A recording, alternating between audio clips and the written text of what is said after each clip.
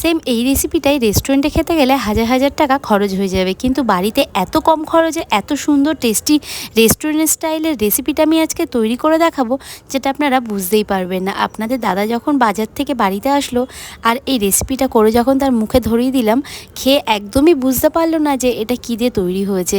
এটা কিন্তু একদমই আমি ভেটকি মাছ দিয়ে করিনি, লোটে মাছ দিয়ে করেছি, আর খেতে কিন্তু অসাধারণ হয়েছিল। চলুন তাহলে রেসিপিটা শুরু করা যাক।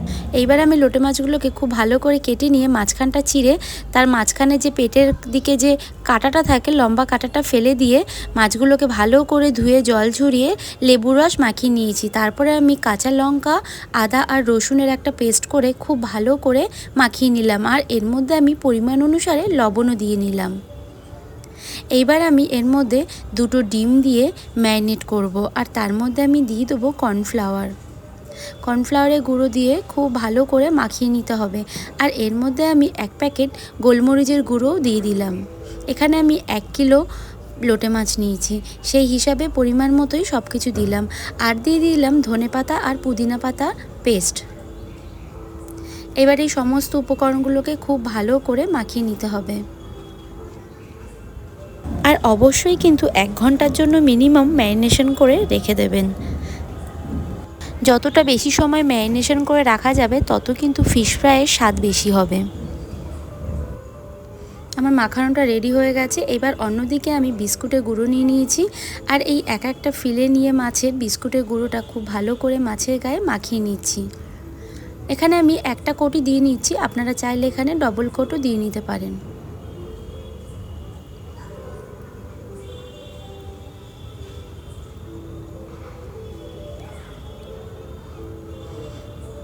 এইভাবে আমি সব মাছগুলোকেই তৈরি করে নিলাম ফিশ ফ্রাইয়ের আকারে।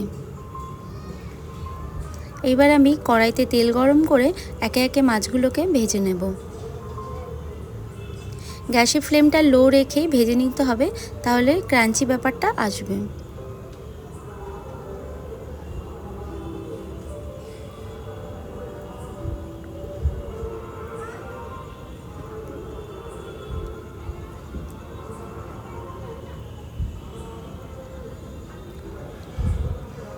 এপিট ওপিট দুপিটটাই ভাজা হয়ে গেছে, দেখুন ওপরটা একদম ক্রাঞ্চি হয়ে গেছে আর ভেতরটা কিন্তু জুসি ভাবটাই রয়েছে। খেতে কিন্তু অসাধারণ হয়েছিল। তোমরাও কিন্তু বাড়িতে এইভাবে অবশ্যই লোটে মাছের ফিশ ফ্রাই একবার হলেও ট্রাই করো। দেখো দেখতে কতটা অপূর্ব হয়েছে, আর খেতে কিন্তু অসাধারণ হয়েছিল। এইভাবে আমি একে একে সমস্ত লোটে মাছের ফিশ ফ্রাইগুলোকে ভেজে নিয়েছি। চলুন এখন গার্নিশ করি। আমি উপর থেকে মেয়োনিজ আর গ্রিন চিলি সস দিয়ে গার্নিশ করে নিয়েছিলাম। অবশ্যই কিন্তু আপনারা এই রেসিপিটা বাড়িতে একবার হলেও ট্রাই করবেন, আর আমাকে কমেন্ট করে জানাবেন যে খেতে কতটা টেস্টি হয়েছিল। যদি ভালো লাগে অবশ্যই আমার চ্যানেলটাকে লাইক, কমেন্ট, শেয়ার আর সাবস্ক্রাইব করবেন। আর আমার চ্যানেলে নতুন নতুন ভিডিও পাওয়ার জন্য নোটিফিকেশান বেল বাটনটা অবশ্যই ক্লিক করে রাখবেন। আজকে তাহলে এই পর্যন্তই, আবার নতুন ভিডিও নিয়ে আবার আপনাদের সামনে আসব। আর নতুন ভিডিও দেখার জন্য আপনাদের সকলকেই আমন্ত্রণ রইল। আপনারা সকলেই খুব ভালো থাকবেন, সুস্থ থাকবেন, আর অনেক অনেক ধন্যবাদ আপনাদের সকলকেই আমার ভিডিওটা পুরো দেখার জন্য।